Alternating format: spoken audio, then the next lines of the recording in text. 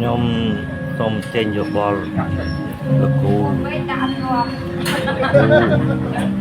មួយលោកគ្រូបាញ់ធ្នូឃើញតែលោកគ្រូមួយទៅសៀមរាបហ្នឹងណាគ្រូឲ្យបដបដាក្មេងកកខយ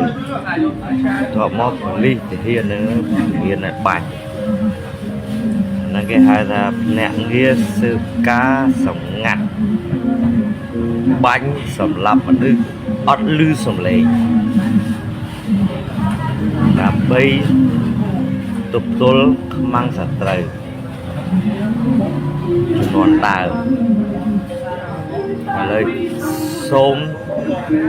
រដ្ឋាភិបាលហ្នឹងដល់ថវិកាលោកគ្រូបង្ហាត់បង្រៀនហើយបង្រៀនបាញ់ធ្នូសិស្សហ្នឹង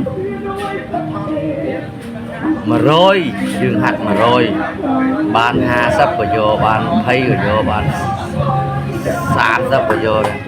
100នាក់ណាបាញ់ធ្នូហ្នឹងអញ្ចឹងលោកគ្រូមានវិជ្ជាហ្នឹង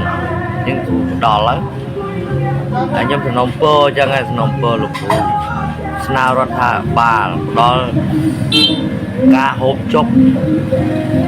ការហាត់រៀនរកទីតាំងបង្ហាត់បង្រៀនកូនខ្មែរយើងដើម្បីការពារនគរយើងបង្ហាត់បង្រៀនបាញ់ធ្នូហ្នឹងទៅបើខ្ញុំសំណុំពរទៅទូចសុំហ្មងសុំជំនួសលោកគ្រូអាចជួយបង្ហាត់បង្រៀនកូនខ្មែរយើងបានអត់បើបានអខ្ញុំវាបិទស្លាប់ទៅបិទនៃចិត្តហ្នឹងបាទអរគុណសូមជម្រាបលាគ្រូ